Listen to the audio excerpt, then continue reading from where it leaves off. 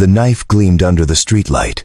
3 men, 1 woman, and me, frozen a block away with groceries in one hand and my daughter's hand in the other. I should have kept walking, that's what most people do.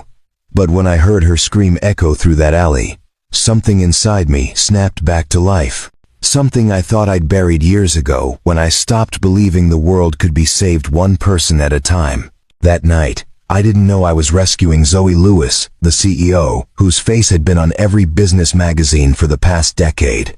I just saw someone who needed help. What I didn't expect was that pulling her out of that darkness would pull me out of mine.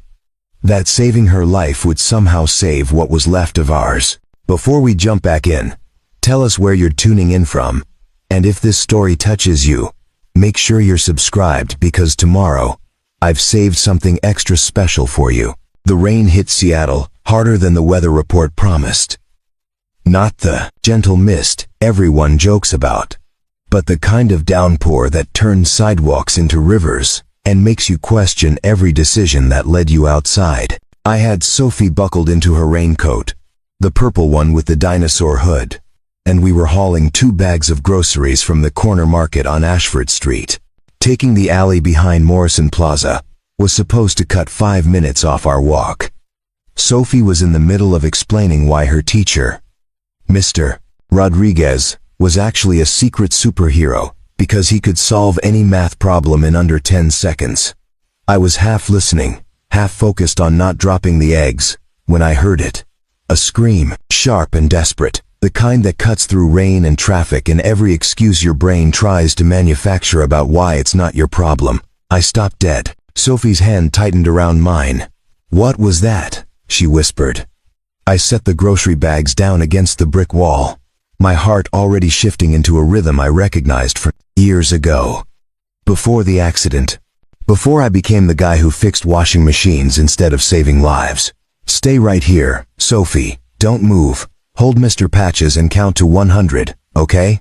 She clutched her stuffed elephant closer, eyes wide but trusting. "Okay, Daddy." I moved toward the sound. The alley branched off into a narrower passage behind the old Hartley building, where the streetlights didn't quite reach. 3 shapes materialized in the rain-soaked darkness. 2 men standing, 1 woman on the ground, her back pressed against a dumpster. "Please," she was saying, voice shaking. "Just take the bag, take everything, please." One of the men lunged forward and grabbed her wrist. She cried out. That's when my body remembered what my mind had been trying to forget. Every self-defense drill, every simulation, every principle they drilled into us about staying calm when everyone else is losing it. Let her go. My voice came out steady, louder than I expected.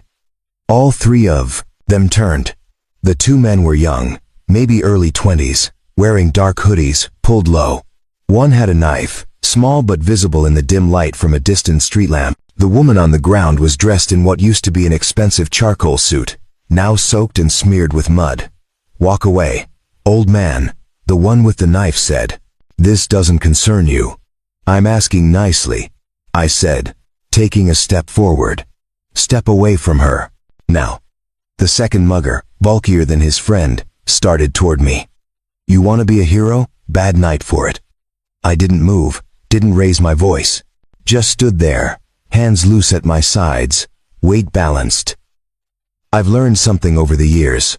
Most people who want to hurt someone are looking for fear. When they don't find it, they recalculate. The big one got within arm's reach. I could smell cigarettes and cheap cologne. He shoved my shoulder, testing. I still didn't move. Something changed in his eyes. Doubt, maybe. Or just the realization that, whatever he expected, I wasn't giving it to him. He glanced back at his partner with the knife. "Man, forget this," the second one muttered. "Not worth it." The one with the knife hesitated, then spat on the ground. "Your funeral, if you follow us." They backed away, slow at first, then faster, disappearing into the maze of alleys that connected this part of Ashford District. I waited until their footsteps faded completely before I moved. The woman was shaking, arms wrapped around herself, a leather laptop bag clutched to her chest like armor. Her ankle was twisted at an angle that made me wince. "You're safe now," I said, kneeling beside her. "They're gone."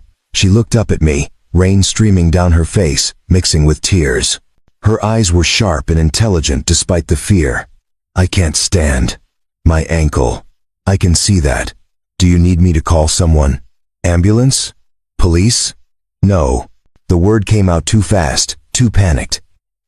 She caught herself, softened her tone. "No police. Please. I just need to get out of here." There was a story there, but I didn't push. Sometimes people have reasons for the things they ask. "All right," I said quietly. "I'm going to help you up. This might hurt." She nodded, bracing herself. When I lifted her, she was lighter than I expected, but the pain still made her gasp. She leaned heavily against me, favoring the injured foot. "Thank you," she whispered. "You didn't have to do that." "Yeah," I said. "I did." We made our way back to where Sophie waited, exactly where I'd left her, counting under her breath with Mr. Patches pressed to her chest. When she saw us, her eyes went huge. "Daddy, is the lady okay?" "She's hurt, sweetheart. We're going to help her get somewhere warm and dry." Sophie studied the woman with that serious, evaluating look kids get when they're trying to understand adult problems. "You can come to our house. Daddy makes really good hot chocolate." The woman's lips trembled into something almost like a smile. "That sounds perfect." I retrieved the grocery bags with my free hand, the woman leaning on my other side, and we started the slow journey to my apartment building 6 blocks away. The Belmont Arms wasn't much to look at, a 6-story brick structure that had seen better decades, but it was home. The elevator was broken, as usual. I carried the groceries and supported the woman up 4 flights of stairs, her breathing labored and uneven. Sophie led the way, holding Mr. Patches like a tiny guide leading refugees to safety. By the time we reached apartment 4C, my arms were burning and the woman's face had gone pale. I unlocked the door and helped her to the couch, a second-hand thing with questionable springs but clean cushions. She sank into it like she'd been walking for days. Sophie disappeared into her room and returned with her favorite blanket, the one with stars and moons, and draped it carefully over the woman's shoulders. "There," Sophie said. "Now you won't be cold." The woman's eyes filled with tears again, but this time they were different, softer. "Thank you, sweetheart. What's your name?" "Sophie Newman." "I'm 7. That's my daddy, Seth. He used to save people all the time before." "Before what?" the woman asked, looking at me. "Before I didn't," I said, heading to the kitchen. "Let me get some ice for that ankle." While I wrapped ice in a clean towel, I caught a glimpse of her through the doorway.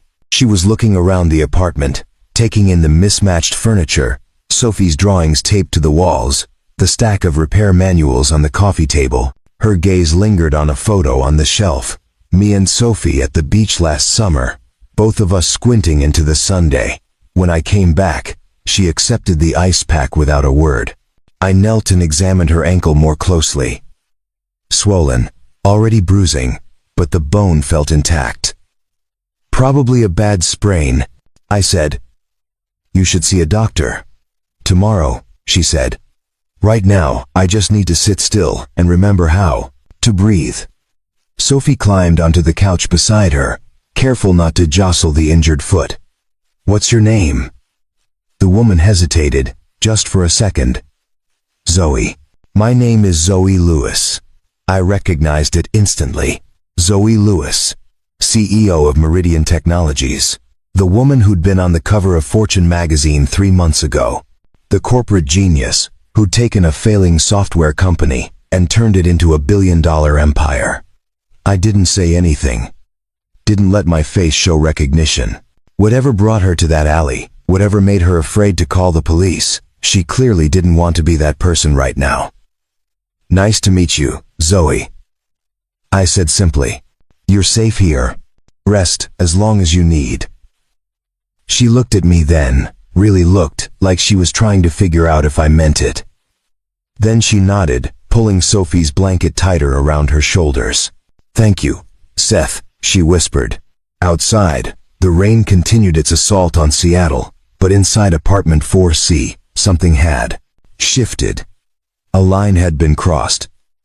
3 strangers brought together by chance and violence, and a choice to not look away. And standing there in my small living room with water still dripping from my jacket and my daughter humming softly beside a woman whose world had just collapsed, I had no idea that this moment would become the fault line between the life we'd been living and the one we were about to build. I found dry clothes in the back of my closet, things that belonged to Emma before she got sick. A soft gray sweater and black yoga pants that I'd kept meaning to donate but never did.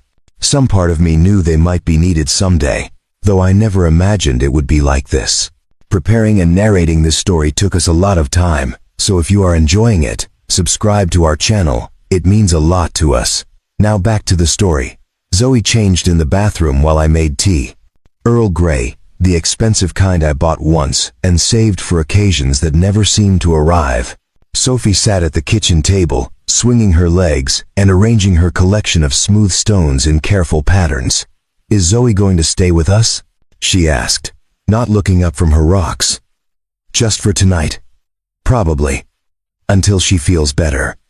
She seemed sad. "Like you were after Mama went to the stars." The words landed gently, the way only Sophie could deliver them. She'd been 4 when Emma died, old enough to understand loss but young enough to frame it in ways that didn't hurt quite as much. "She's had a hard night, sweetheart. Sometimes people need quiet and warmth and time." Sophie nodded, accepting this. "Can I show her my rock collection? Mama always said pretty things help when you're sad. Maybe tomorrow, when she's rested." Zoe emerged from the bathroom, looking smaller somehow, more human. The designer suit was gone, replaced by Emma's clothes that fit well enough. Her dark hair hung in damp waves past her shoulders, and without the corporate armor, she looked younger, vulnerable. "Thank you," she said, gesturing to the clothes. "I'll wash them and return them. No rush. They're just sitting in a closet anyway." She limped to the couch, favoring the ankle but managing better than before. I handed her the tea, and she wrapped both hands around the mug, breathing in the pap steam. "This is going to sound strange," she said quietly, "but I need to ask you not to tell anyone I'm here. Not friends, not family, no one." "All right." She blinked. "Just like that? You're not going to ask why? You'll tell me if you need to. Until then, it's not my business." Something in her expression softened. "Most people would have questions. Most people didn't find you in an alley at night. I figure you've got your reasons." Sophie brought her stones over and spread them on the coffee table in front of Zoe. "This one's my favorite. Daddy says it's quartz, but I call it moonpiece because it glows." Zoe picked up the smooth white stone, turning it in her palm. "It's beautiful. Where did you find it?" "At Discovery Beach. Mama and I found it together before she got sick." The room went quiet. Zoe looked at me, a question in her eyes. "My wife passed away 2 years ago," I said. "Cancer. I'm so sorry." The words were automatic, but her voice carried genuine weight. "Me, too." Sophie climbed onto the couch beside Zoe, careful of her ankle. "Do you have a family?" Zoe's smile was sad. "Not really. I have employees and business partners and people who want things from me. But family? No. That's okay," Sophie said matter-of-factly. "You can borrow ours for tonight." I watched Zoe's face crumble and rebuild itself in the span of 3 seconds. She set the tea down carefully, like she didn't trust her hands. "Thank you, Sophie. That's very kind." After Sophie went to bed, I made up the couch with clean sheets and my spare pillow. Zoe sat in the armchair, laptop balanced on her knees, staring at the screen without really seeing it. "You should rest," I said. "That ankle needs time to heal." "I know. I just need to check something first." She typed for a few minutes, her expression growing darker with each passing moment. Finally, she closed the laptop with more force than necessary. "Problem?" I asked. She laughed, but there was no humor in it. You could say that. My business partner thinks I stole company funds. He's frozen my accounts, locked me out of the building, and apparently told the board I've had a mental breakdown. Did you steal the money? No. The word was firm. But he did. And I found proof. That's what's on this laptop. She patted the computer, like it was a life preserver. This is the only copy that he doesn't know about. If I lose this, I lose everything. That's why you didn't want the police involved. He has connections, friends in the department, judges who owe him favors. If I walk into a police station right now, I'll be arrested before I can show anyone the evidence. I sat down in the other chair, processing this. So what's your plan? I don't know yet. I was trying to get to my lawyer's office when those men grabbed me. They wanted this. She touched the laptop again. At first I thought they were random muggers, but now I'm not sure. The timing is too convenient. You think your partner sent them? I think Daniel Crane is capable of a lot more than I gave him credit for. And I think I was naive to believe that success and ethics could coexist in the same company. There was a story there, layers of betrayal and broken trust. But I could see the exhaustion pulling at her, dark circles under her eyes, shoulders slumped, the way she kept rubbing her temples. Get some sleep, I said. Tomorrow, you can figure out your next move. Tonight, you're safe here. Why are you helping me? She asked. You don't know me. I could be lying about everything. Could be, but I don't think you are. How do you know? I thought about it, because liars don't cry when a 7-year-old offers them a blanket, and they don't thank someone 6 times for tea. She smiled at that, a real smile that changed her whole face. I've said thank you 6 times? At least. Might be 7 now. She laughed, soft and tired. Thank you. That's 8. I turned off the lamp, leaving only the kitchen light on for navigation. Bathroom's down the hall if you need it. There's water in the fridge. And if you hear someone get up around 6, that's just me. I've got a repair job in the morning. What do you repair? Appliances mostly. Washers, dryers, refrigerators. Whatever breaks, I fix it. That's a good skill to have. It's honest work. Pays enough. Keeps me home for Sophie. She's lucky to have you. I paused at the hallway entrance. I'm the lucky one. She reminds me every day that there's still good things worth protecting. Zoe pulled the blanket up to her chin, her eyes already half closed. Seth, thank you for not walking past me tonight. Get some rest, Zoe.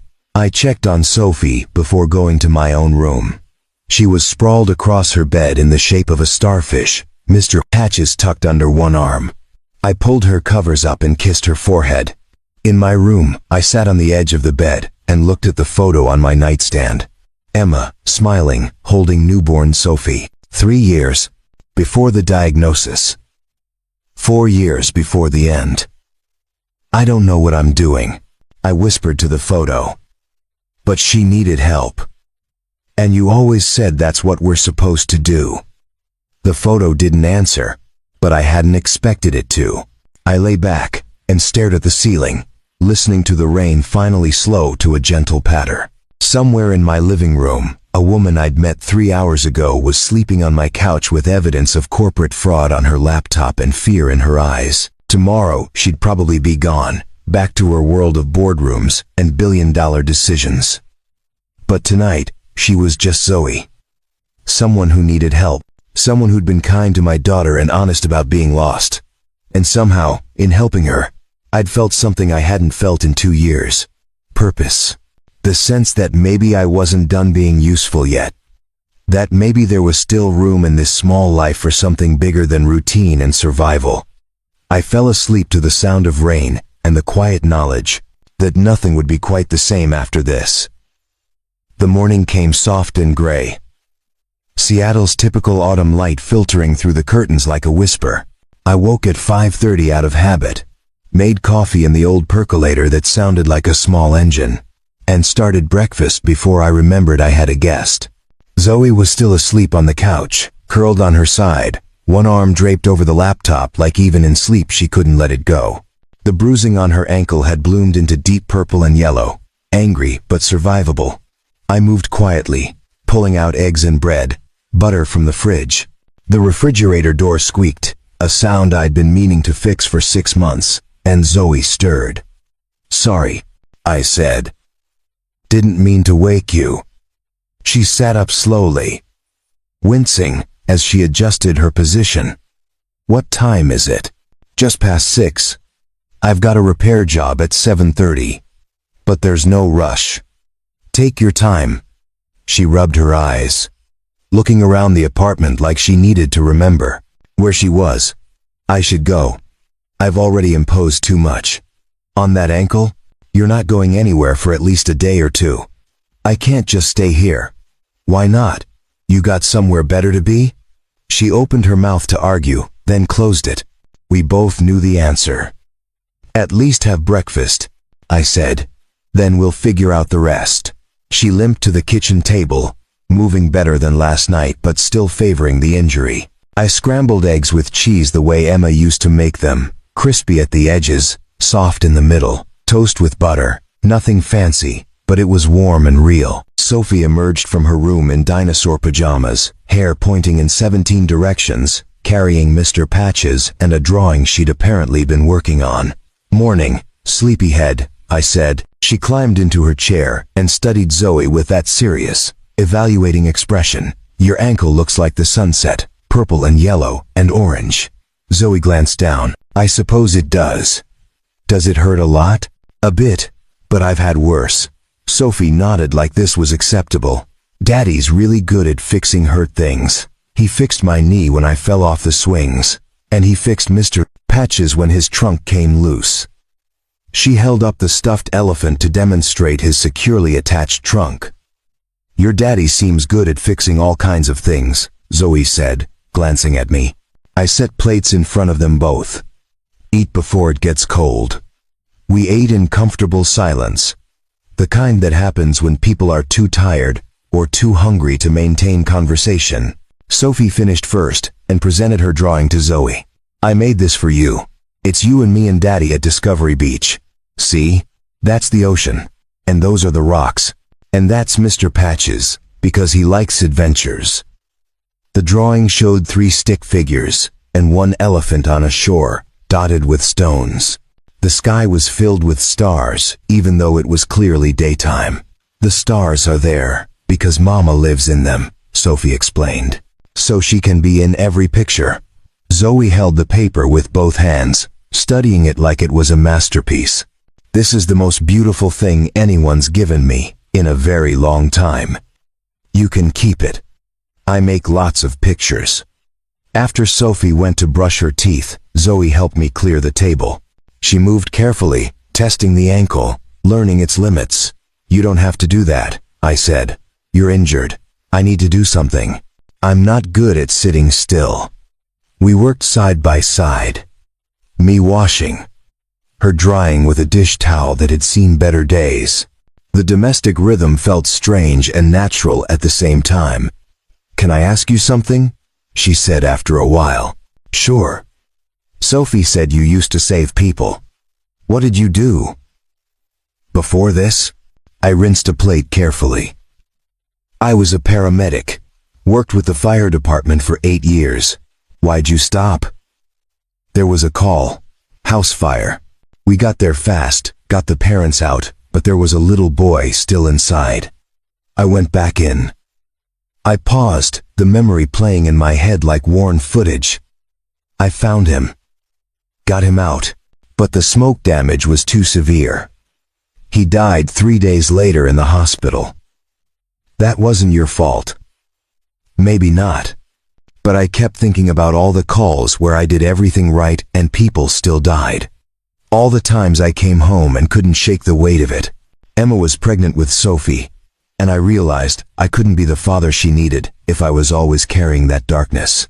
I set the last plate in the rack. So I quit, took classes in appliance repair, started fixing machines instead of people. Machines don't die when you can't save them. Zoe was quiet for a pertimans. 2.com. Zoe was quiet for a pertiman moment. Do you regret it? Sometimes. But then I see Sophie, and I know I made the right choice.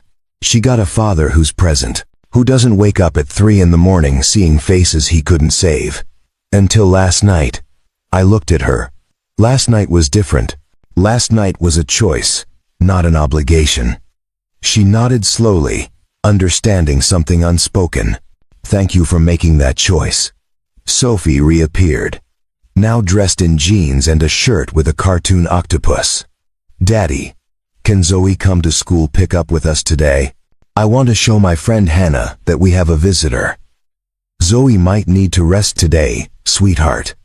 Actually, Zoe said, if you don't mind, I'd like to come.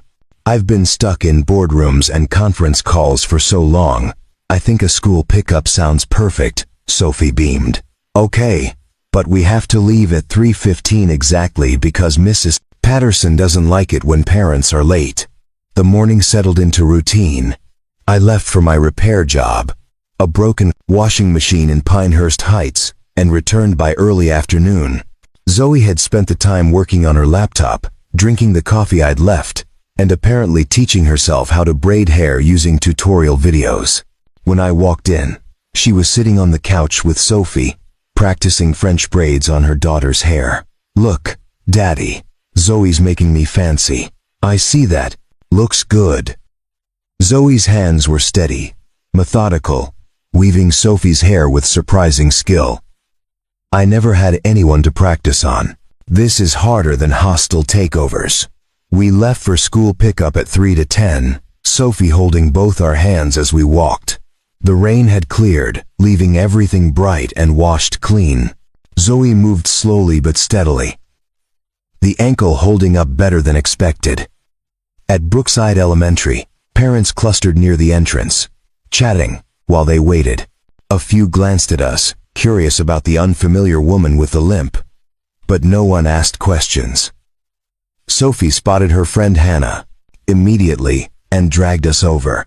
Hannah, this is Zoe. She's staying with us because she got hurt and Daddy rescued her. Hannah, a gap-toothed girl with red hair, looked impressed. Cool. My dad once saved a cat from a tree. That's very brave, Zoe said seriously. Cats can be dangerous. The two girls launched into an animated discussion about the relative danger of various animals, and I found myself standing beside Zoe, watching our breath make small clouds in the cool air. This is nice, she said quietly. Normal. I forgot what normal felt like. It's overrated until you don't have it anymore. Exactly. On the walk home, Sophie chattered about her day, about the substitute teacher who let them have extra recess, about the boy who brought a lizard for show and tell. Zoe listened to every word like it mattered, asking questions, laughing at the right moments. Back at the apartment, I made spaghetti while Zoe and Sophie set the table. We ate together, the three of us crowded around the small kitchen table, and for a little while, it was easy to forget that this wasn't permanent, that Zoe had a life waiting for her somewhere, full of complications and danger and decisions I couldn't help her with. After dinner, while Sophie watched cartoons, Zoe and I sat on the balcony. It was small, barely room for 2 chairs, but it overlooked the street and caught the last light of the day. I need to make a decision, she said. I can't hide here forever. No, but you can hide here until you're ready. She smiled. You're very patient with me. You're very easy to be patient with. Daniel will be looking for me. Once he realizes I'm not coming back to negotiate, he'll escalate. What are your options? Go to the media, go to the police, or go directly to the board with the evidence. All risky. All potentially disastrous. What does your gut say? She looked surprised. My gut? Yeah. Not your business brain, not your legal strategy.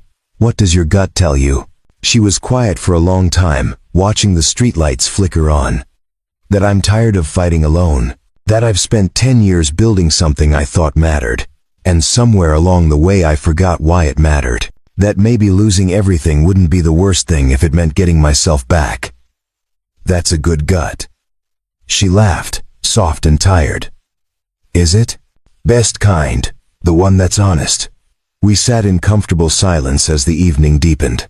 Inside, I could hear Sophie singing along to her cartoons, off-key and enthusiastic. She's wonderful, Zoe said. You've raised an incredible person. I'm just trying not to mess it up too badly. You're doing better than just not messing up. She's confident and kind and curious. That doesn't happen by accident. Emma deserves the credit. She set the foundation before she left. And you built on it. Don't sell yourself short, Seth. Something in the way she said my name made me look at her. Really look. She was staring out, at the street, but I could see the profile of her face in the fading light. Strong and soft at the same time. Exhausted but determined. We should get you back inside, I said. That ankle needs rest. In a minute, I just want to sit here a little longer and pretend the world isn't waiting. So, we did. We sat on that small balcony, while the city hummed below us, and Sophie sang inside and the first stars appeared in the darkening sky. And for the first time since Emma died, I felt something shift inside me, not healing exactly, more like the recognition that healing was possible, that maybe I'd been living in a smaller version of life than I needed to, that there was room for more than just routine and survival. I didn't know what would happen tomorrow. Didn't know if Zoe would stay or go, if her problems would become ours, if this fragile peace would last beyond tonight. But I knew that for right now, in this moment, 3 people who'd been strangers 3 days ago had become something else. Something that felt like the beginning of a family, even if none of us were ready to say it out loud yet. By Thursday morning, Zoe had been with us for 5 days. The ankle was healing, the bruises fading to green and yellow, and she'd stopped apologizing every time she existed in our space. Sophie had decided that Zoe needed to learn important life skills, which apparently meant teaching her how to make pancakes without burning them, and explaining the complex social hierarchy of 2nd grade. Hannah sits with me at lunch because we both like purple, Sophie explained while mixing batter. But Madison thinks purple is babyish, so she sits with the girls who like pink. That sounds complicated, Zoe said, whisking with determination. It is. You have to know who likes what, or you'll sit at the wrong table. I watched them from the doorway, coffee in hand, trying not to smile. Zoe had thrown on one of my old flannel shirts over her borrowed clothes, sleeves rolled up, hair pulled back in a messy bun. She looked nothing like the woman from the magazine covers. How's the batter? I asked. Lumpy, Zoe said. Is it supposed to be lumpy? Little lumps are good. Means you didn't overmix. Sophie peered into the bowl, with scientific interest. I think it needs more milk. When it's too thick, the pancakes taste like sponges. How do you know what sponges taste like? Zoe asked. I don't, but I imagine they taste like thick pancakes. Zoe laughed, the sound filling the kitchen in a way that made the space feel bigger. That's very logical. The first pancake went into the pan with a satisfying sizzle. Sophie stood on her step stool, monitoring it like a tiny supervisor. Wait for the bubbles, she instructed. You have to be patient. I'm not very good at patient, Zoe admitted. Daddy says that's okay. He says some people are like microwaves, and some people are like ovens. Both cook food, just different speeds. I choked on my coffee. Did I say that? Last week, when I was upset about my math homework taking forever, Zoe glanced at me, eyes bright with amusement. So which one are you? Apparently I'm an oven. I think I'm a microwave that wants to be an oven, Zoe said thoughtfully. That's called growth, I said. Flip that pancake before it burns. She flipped it, slightly too early, the underside pale but acceptable. The second attempt was better. By the 5th pancake, she'd found her rhythm. We ate at the table, syrup flowing freely, Sophie narrating the entire meal like a food critic. This one's a 7 out of 10, Better than last time, but not as good as Daddy's. This one though. She held up a perfectly golden pancake. This one's a 9. You're getting good, Zoe. High praise, I said. I'm very serious about pancakes, Sophie replied. After breakfast, I had 3 repair jobs scheduled. Normally I'd drop Sophie at the community center's after-school program, but she had the day off for teacher conferences. I can watch her, Zoe offered. If you trust me, Sophie gasped. Can we do art projects? And maybe bake cookies? Zoe hasn't learned cookies yet. I looked at Zoe, saw the hope and nervousness mixed together. You sure? She's a handful when she's in project mode. I think I can handle hostile board meetings and mergers. A creative 7-year-old should be manageable. Famous last words. I muttered, but I was smiling. I left them with art supplies spread across the living room floor and a vague plan involving sugar cookies and glitter. When I returned 4 hours later, the apartment looked like a craft store had exploded. Sophie was covered in paint, wearing a crown made of paper flowers. Zoe had glitter in her hair and frosting on her cheek, looking exhausted and happier than I'd seen her. We made 17 cookies, Sophie announced, and a castle, and a garden, and Zoe taught me how to make a budget spreadsheet for my allowance. A budget spreadsheet? Zoe shrugged, sheepish. She asked how I got good at math. One thing led to another. She says if I save $3 a week, I can buy the big art set at Morrison's in 4 months. That's good planning, I said, surveying the chaos. Though we might need to budget for cleaning supplies. We spent the evening cleaning up. The 3 of us working together with music playing from my phone. Sophie danced while she picked up markers. Zoe sang along to songs she claimed not to know, then hit every word perfectly. At bedtime, Sophie asked if Zoe would read to her. They curled up together on Sophie's bed while I did dishes, and I could hear Zoe's voice carrying through the apartment, animated and warm, bringing the story to life. When she emerged 20 minutes later, her eyes were wet. She fell asleep holding my hand. Zoe whispered. I didn't want to move and wake her. She does that. Holds on like you might disappear. Does she do that with everyone? No, just people she trusts. Zoe sank onto the couch, something vulnerable in her expression. I don't want to let her down. Then don't. It's not that simple. My life is complicated, Seth. When I leave here, there's going to be fallout. Legal battles, media scrutiny, people picking sides. I don't want any of that touching her. So don't leave. She looked at me, startled. What? I'm not saying stay forever. I'm saying maybe you don't have to figure everything out on a timeline. Maybe you can take the time you need to heal and plan and be ready. You'd let me stay, even knowing the trouble I might bring? Trouble finds people whether they invite it or not. At least this way, you're not facing it alone. She was quiet for a long moment, processing. Then she smiled, small but genuine. Thank you, Seth. For the 10th or 20th time, thank you. Lost count after 8.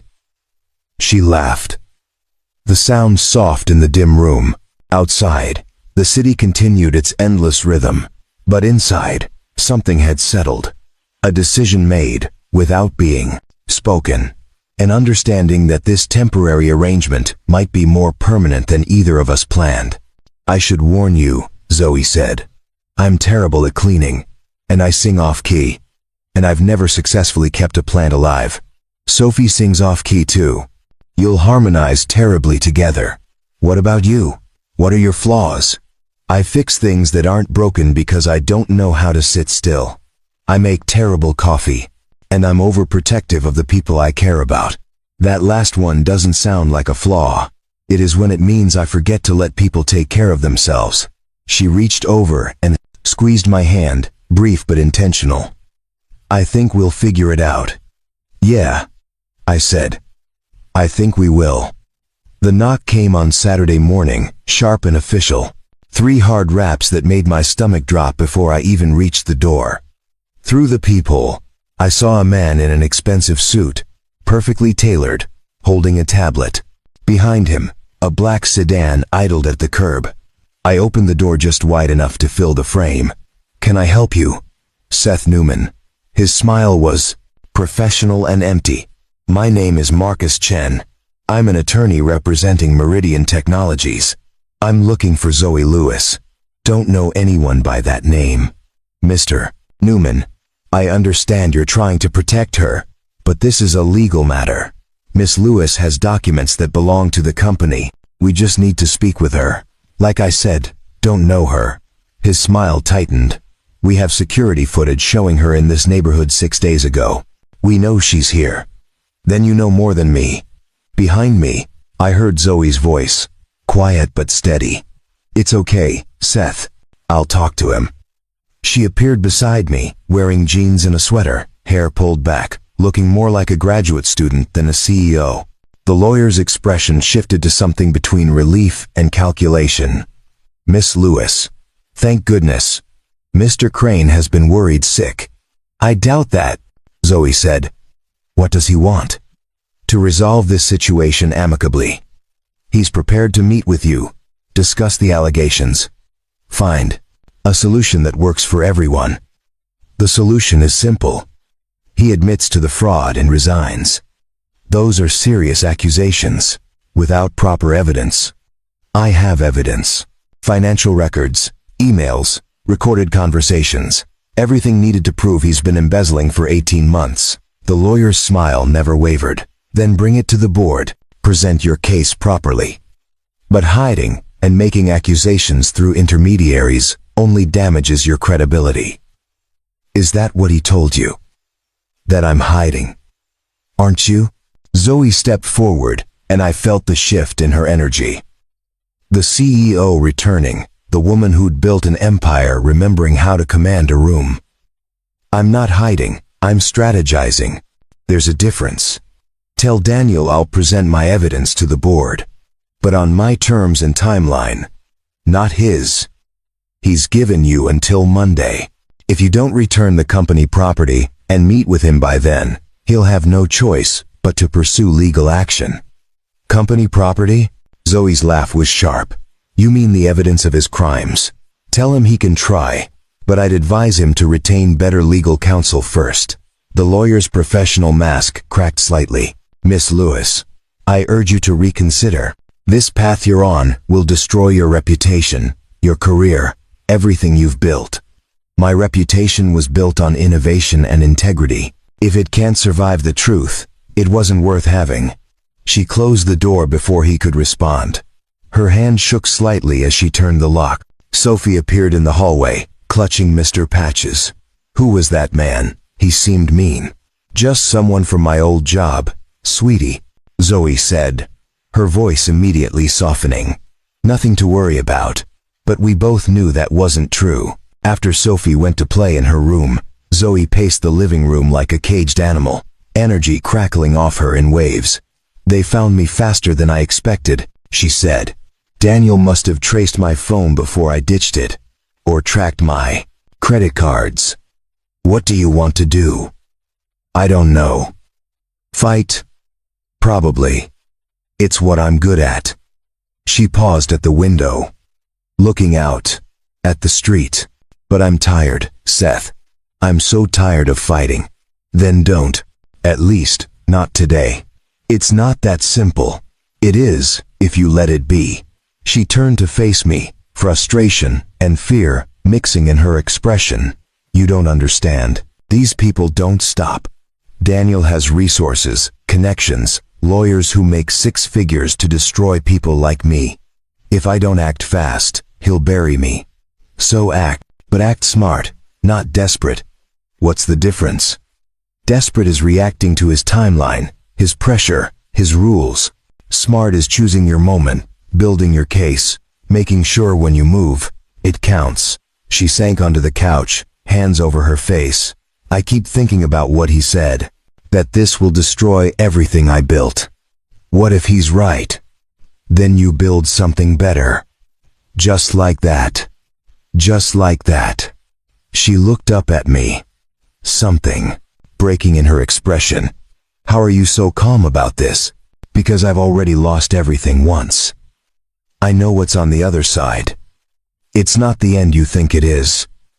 The words hung between us, honest and raw. She nodded slowly, understanding, settling in. I need to call my lawyer, start putting together a proper strategy.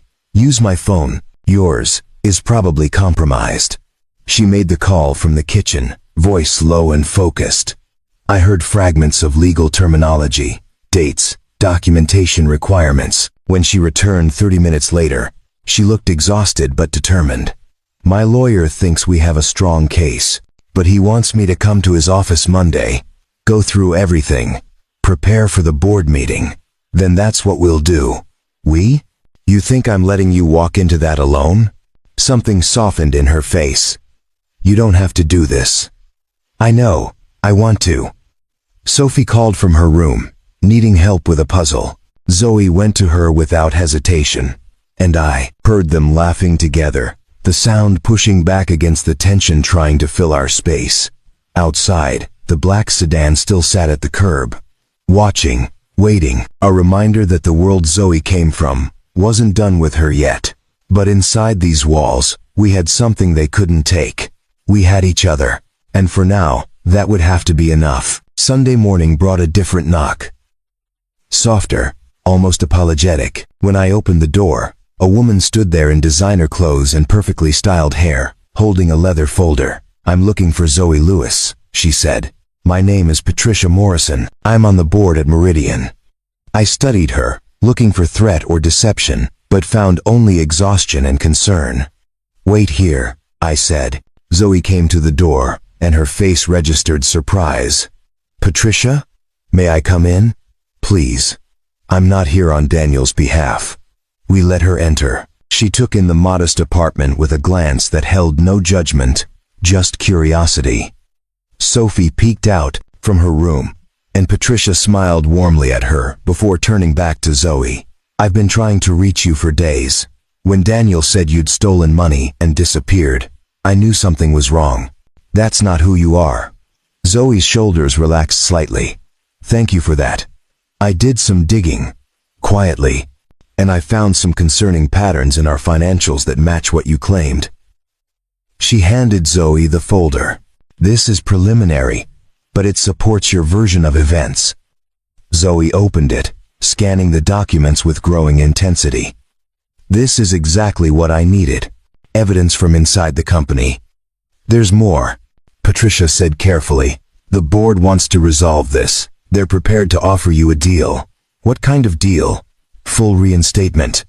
CEO position restored, with a raise and expanded authority. Daniel will be removed, investigated, and prosecuted if warranted. They'll issue a public statement clearing your name completely. The words filled the room like pressure changing before a storm. Zoe stood perfectly still, processing. What's the catch? She asked. No catch. They want you back. The company has been in chaos without you. Stock prices are falling. Clients are nervous. You're the face of Meridian, Zoe. Without you, there's no company. Sophie appeared in the doorway. Does this mean you have to leave? Patricia looked between them, understanding dawning in her expression. I'm sorry, I didn't realize you were staying with family. They're not family, Zoe said quietly. They're better than that. I put a hand on Sophie's shoulder. Let's give them some space. Kiddo, we can make lunch. In the kitchen, Sophie was uncharacteristically quiet, arranging sandwich ingredients with unusual precision. Is Zoe going away? She finally asked. I don't know, sweetheart. That's her choice to make. But I don't want her to go. She's teaching me about spreadsheets, and she promised we'd make cookies again. I know, but sometimes people have jobs and responsibilities that take them places. Like Mama? When she went to the stars? The question hit harder than it should have. No, baby. Not like that. Zoe wouldn't be gone forever. Just busy. That's still sad. Yeah, I agreed. It is. In the living room, voices rose and fell. Patricia stayed for nearly an hour before leaving, folder in hand, promising to give Zoe time to think. When Zoe came into the kitchen, her face was unreadable. "They want me back," she said unnecessarily. I gathered. Everything I thought I lost. They're offering it back. Plus more. That's good, right? She sat at the table, and Sophie immediately climbed into her lap, wrapping small arms around her neck. "I don't know," Zoe whispered. "A week ago, it's all I wanted. To clear my name, reclaim my position, prove I was right. But now..." "Now what?" Sophie asked. "Now I'm not sure that's what I want anymore." "Then don't do it," Sophie said, with the simple logic of 7-year-olds. "Do something else instead. It's more complicated than that, sweetie." "Why?" Zoe laughed, tired but genuine. "That's an excellent question." After Sophie went to watch cartoons, Zoe and I sat at the table with cooling coffee between us. "Talk to me," I said. "If I go back, everything returns to how it was. The pressure, the expectations, the constant performance. 14-hour days, sleeping at the office, missing life because I'm too busy managing it. But you'd win. You'd prove you were right." "Would I? Or would I just prove I can survive in a system that almost destroyed me? What's the alternative? What's the alternative? Oh, what's the alternative?" She was quiet for a long time. "I don't know. That's what scares me. I've spent 15 years building toward this position. If I walk away, who am I? What do I do? You figure it out. Same way everyone else does. One day at a time. You make it sound easy. It's not easy. It's just possible." She looked at me then, really looked, and I saw the weight of the decision in her eyes. Success or authenticity, power or peace. Everything she'd worked for, or everything she'd just discovered. "What would you do?" she asked. "Doesn't matter what I'd do. This is your life, Zoe. But if it were you?"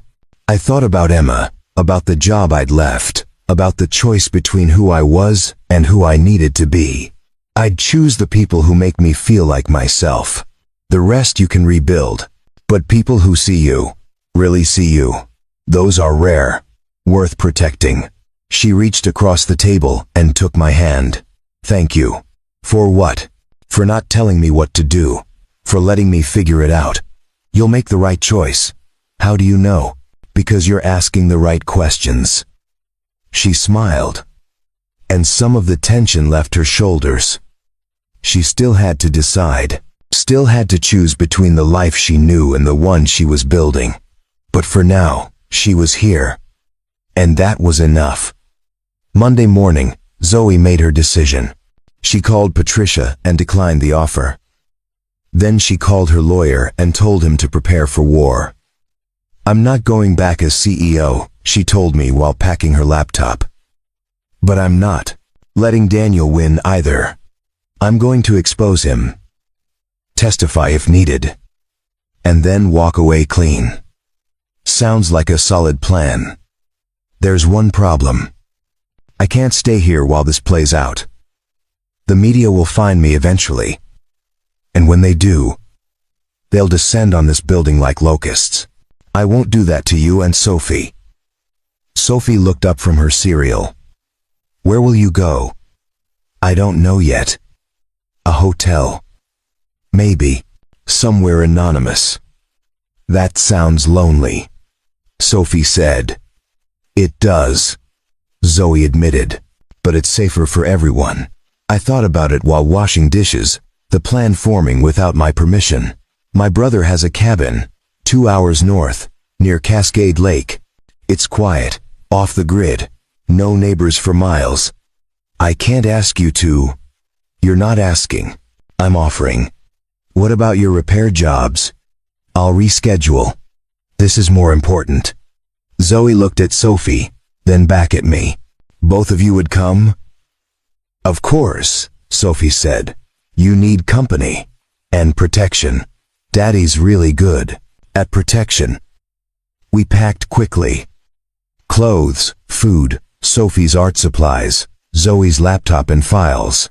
By noon, we were in my truck heading north on Highway 20, leaving Seattle in the rearview mirror. Sophie fell asleep in the back seat, Mr. Patches clutched tight. Zoe stared out the window, watching the city give way to forest. "Thank you," she said quietly. "For this. For everything. Stop thanking me. We're past that." "Are we?" "Yeah, we're family now. Family doesn't keep score." She smiled, something breaking loose in her expression. "Family. I like that." The cabin appeared, after a winding gravel road. A small wooden structure with a stone chimney, and wide windows facing the lake. Simple but solid. The kind of place that existed outside of time. We unloaded in silence, the forest sounds surrounding us. No traffic, no sirens, no city noise. Just wind through trees and water lapping against the shore. Sophie woke up and immediately declared the cabin magical. She found a frog by the chatter, water's edge, and named him Gerald, insisting we visit him every day. That first night, we cooked dinner together in the tiny kitchen. Pasta with vegetables, garlic bread, nothing fancy. We ate on the porch while the sun set over the lake, painting everything gold and pink. "I forgot what quiet sounds like," Zoe said. "Real quiet, not just the absence of noise." "It takes getting used to," I said. "But once you do, the city seems too loud." "Do you miss it?" "The city. Sometimes. But this," I gestured at Sophie chasing fireflies, at the lake reflecting stars. "This is better." Later, after Sophie went to bed in the loft, Zoe and I sat by the fire. The flames cast moving shadows, and the cabin settled around us with creaks and sighs. "I'm scared," she admitted. "Of what happens when I go back. Of losing this." "You won't lose it. It's not going anywhere." "How do you know?" "Because we won't let it go." She leaned against my shoulder, and I wrapped an arm around her. Outside, an owl called. Inside, the fire burned steady. And for the first time in years, I felt something I'd forgotten existed. Hope, not the desperate kind that clings to possibility, but the quiet kind that simply believes tomorrow might be better than today. The days at the cabin developed their own rhythm. Mornings meant coffee on the porch, watching mist rise off the lake. Afternoons were for hiking, exploring, teaching Sophie to skip stones. Evenings brought card games and stories and the kind of laughter that comes from nowhere and everywhere at once. On the fourth day, Zoe's ankle was strong enough for a real hike. We took the trail that circled the lake, Sophie leading the way with a walking stick she'd found. Halfway around, we stopped at a clearing overlooking the water. Sophie went to investigate interesting rocks, leaving Zoe and me sitting on a fallen log. "Can I ask you something?" Zoe said. "Always." "How did you survive it? Losing your wife?" The question hung between us. Honest and raw. I watched Sophie balance on a rock, arms spread like wings. I didn't, at first. For about 6 months after Emma died, I was just going through motions, getting Sophie to school, doing repair jobs, keeping us fed and clothed. But not really living. What changed? Sophie did. One day, she asked me if I was sad because I didn't love her enough to be happy. Broke my heart clean in half. Made me realize I'd been so focused on grief that I forgot about the person who was still here, still needing me. Zoe was quiet, absorbing this. "Do you still miss her?" "Every day. But it's different now. Less like drowning, more like carrying something heavy that I've learned how to hold." "I've never lost someone like that," Zoe said. "But I lost myself somewhere in the last decade. Traded pieces of who I was for success until I looked in the mirror and didn't recognize the person staring back." "What did you trade?" "Time, relationships, honesty." I told myself it was temporary, that once I reached a certain level I could relax, be myself again. But there was always another level, another goal, another reason to keep performing. "And now?" She looked at Sophie, then at the lake, then at me. Now I know what I gave up, and I'm terrified I can't get it back. You already are getting it back, right here. This isn't real life, Seth. This is a vacation from reality. Maybe reality needs more vacations. She laughed, but her eyes were wet. You make everything sound so simple. It is simple. Not easy, but simple. Figure out what matters, protect it, let go of the rest. What matters to you? Sophie. Making sure she grows up knowing she's loved and safe. Beyond that, I shrugged. Fixing things. Being useful. Not hurting people when I can avoid it. That's it. That's everything. She wiped her eyes, smiling through tears. I spent 15 years chasing billions of dollars and market dominance. You're telling me happiness was just being useful and not hurting people. I'm saying happiness is knowing yourself well enough to want what you actually want, not what you think you should want. Sophie came running back, pockets full of rocks. Look, this one has sparkles, and this one's shaped like a heart. We admired her collection with appropriate reverence, and then continued the hike. But something had shifted. Zoe walked lighter, like she'd set down a weight she didn't know she was carrying. That night, while Sophie slept, we sat by the fire again. Zoe had her laptop open, working on her testimony for the board. I'm going to recommend they promote someone from within, she said. Not hire from outside. The company needs someone who understands its values, not just its profit margins. That's generous. After everything they put you through. It's not about them. It's about building something that lasts beyond me. Something real. What will you do after? End of Common. End of Cobb. End of Common. I don't know. Maybe consulting. Maybe teaching. Maybe something completely different. She closed the laptop.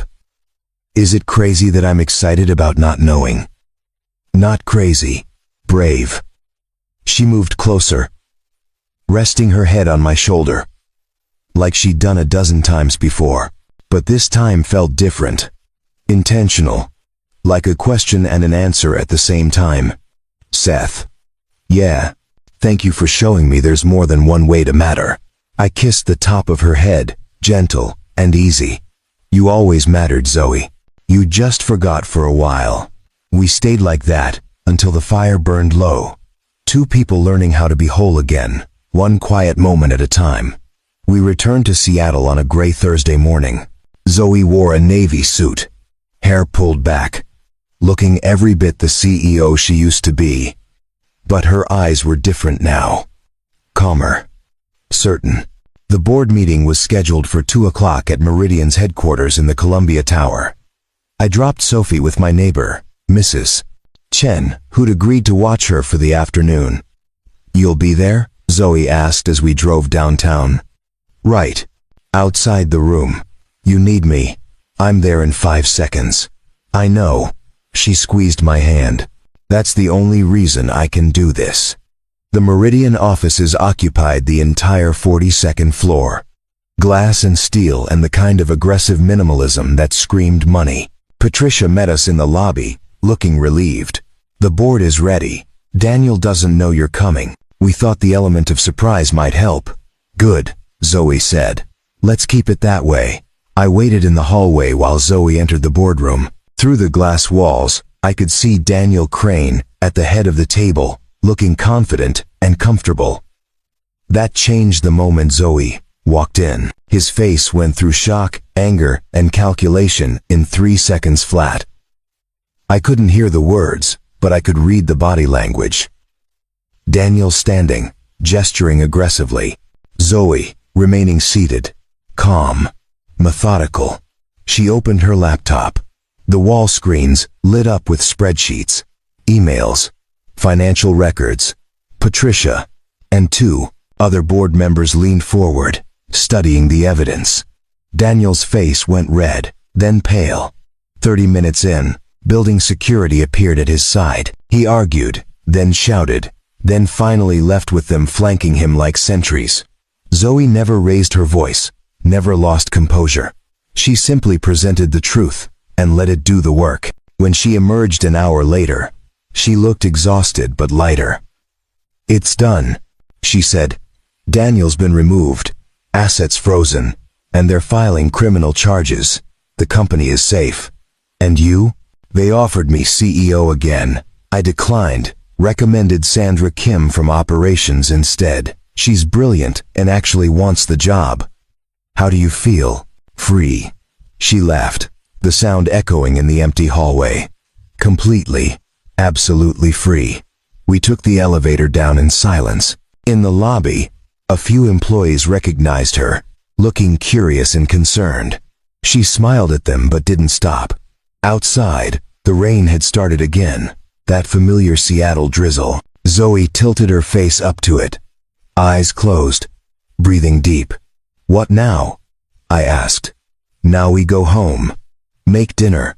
Listen to Sophie talk about her day. Be ordinary." Ordinary sounds good. We drove back through afternoon traffic, Zoe's hand in mine, the city flowing past like a river we'd finally learned to navigate. At Mrs. Chen's apartment, Sophie launched herself at Zoe with a shriek of joy. "You're back. Did you win?" "I did, sweetheart. I won." "Good. Because Gerald the Frog misses you. We should visit him this weekend." Zoe looked at me, eyebrows raised. Gerald the Frog. Long story. Involves the cabin and Sophie's naming conventions. That night, we made spaghetti and played cards, and Sophie beat us both at Go Fish by cheating in the most obvious ways possible. When bedtime came, Sophie insisted Zoe read the story. Later, after Sophie was asleep, Zoe found me on the balcony. "I meant what I said about being free. I know. But I'm also terrified. I've never been without a plan before. Plans are overrated. Wings work better." She smiled, stepping closer. "Is there room in this ordinary life for one more?" "There's always been room. You just had to find it." She kissed me then, soft and sure, and it felt like every good decision I'd ever made leading to this moment. When we pulled apart, she was smiling. "So what does ordinary look like tomorrow?" "Probably fixing Mrs. Patterson's dryer, maybe teaching Sophie fractions, definitely more terrible coffee." "Sounds perfect." And it was. 3 months later, spring arrived with cherry blossoms and longer days. Zoe had settled into our life like she'd always been there. She started consulting for nonprofits, teaching business strategy to organizations that actually helped people. The money was a fraction of what she used to make, but she came home smiling instead of exhausted. Sophie's science project won second place at the district fair.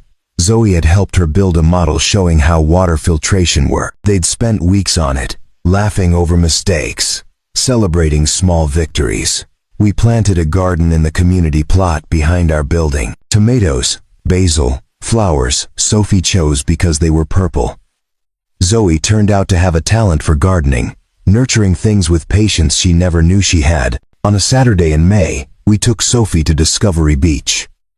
She ran ahead, searching for moon pieces, while Zoe and I walked the shoreline. "I got an offer yesterday," Zoe said. "A university wants me to teach a business ethics course." "That's amazing. Are you going to take it?" "I think so. It feels right. Teaching people to build companies without losing themselves in the process." Emma would have loved that. She always said the world needed more ethical billionaires. "I'm not a billionaire anymore." "No, you're something better. You're happy." She smiled, pulling me closer. "I am. For the first time in 15 years, I actually am." Sophie came running back, hands full of rocks. "Look, I found 3 moon pieces. One for each of us." She distributed them solemnly, placing one in each of our palms. The stones were smooth and white, catching the light like promises. "Now we're connected," Sophie announced. "Because we all have pieces of the same moon." That evening, we sat on our balcony, watching the city lights flicker on. Sophie was asleep on the couch, exhausted from the beach. Zoe leaned against me, the moon piece in her pocket, a smile on her face. "Thank you," she said, "for rescuing me that night." I think we rescued each other. Fair point.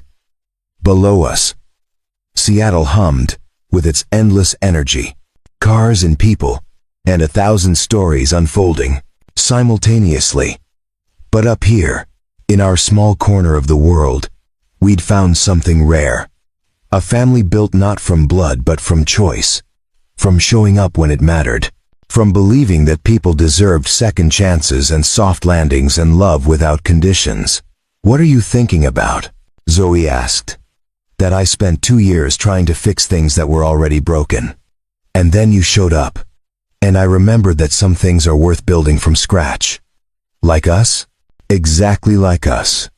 She kissed me, soft and sure, the city spreading out below us like a map of possibilities. When we pulled apart, she was smiling that smile I'd come to know. The real one, not the corporate mask. Just Zoe, being herself, being home.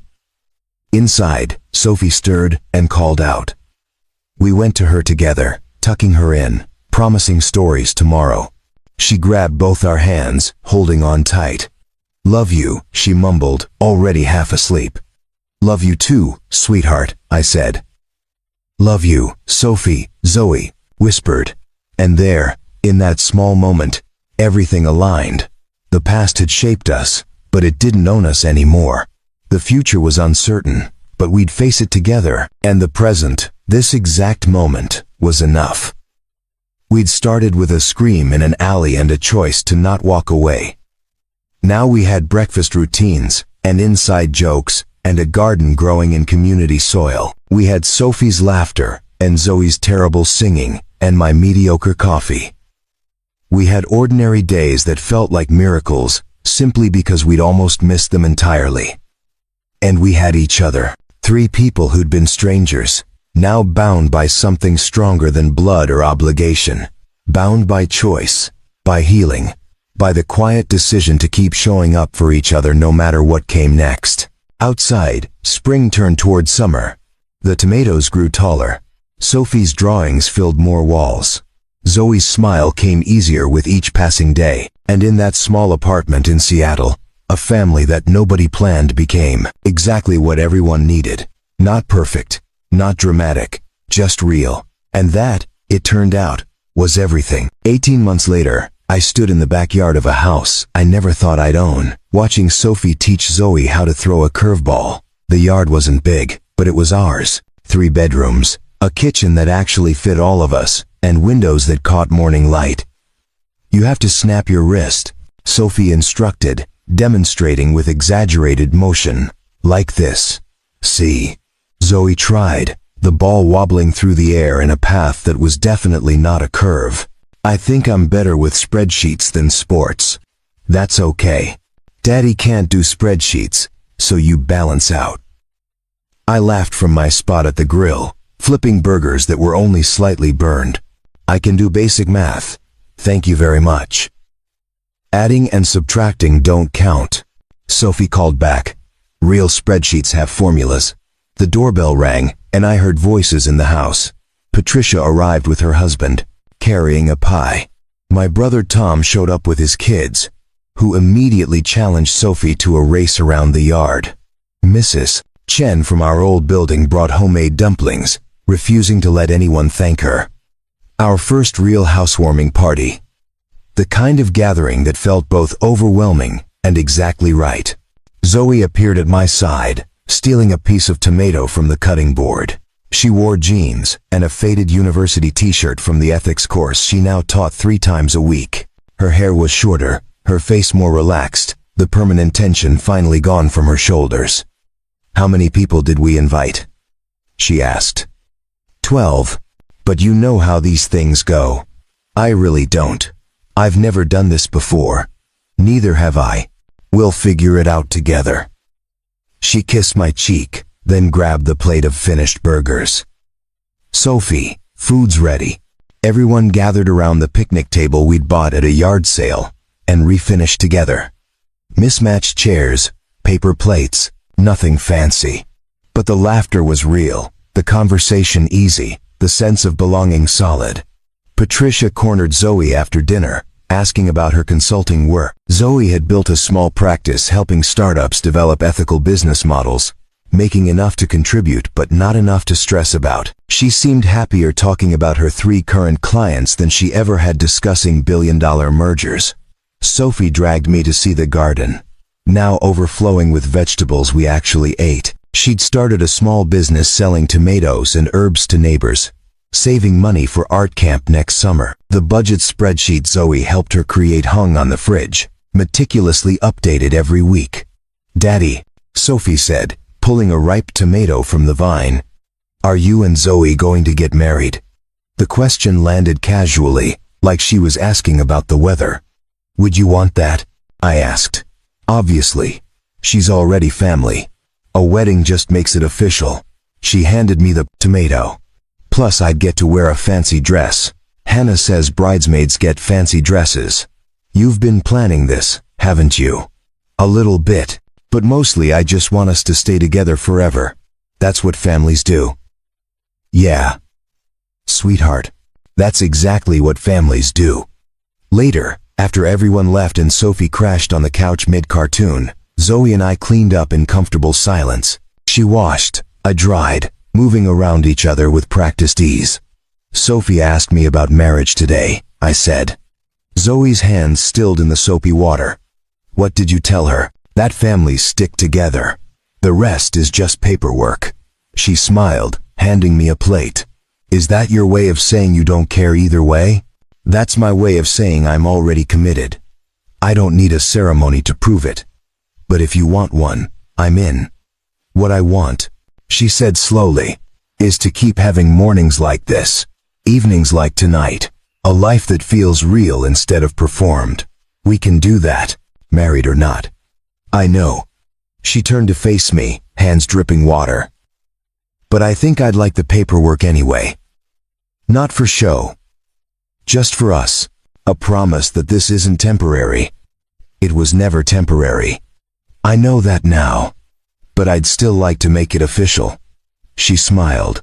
"Plus, Sophie wants a fancy dress." I kissed her, slow and certain, tasting dishwater and promises, and the quiet joy of ordinary moments strung together into something extraordinary. When we pulled apart, she was grinning. "So is that a yes?" "That's a yes." Outside, the garden grew in the dark.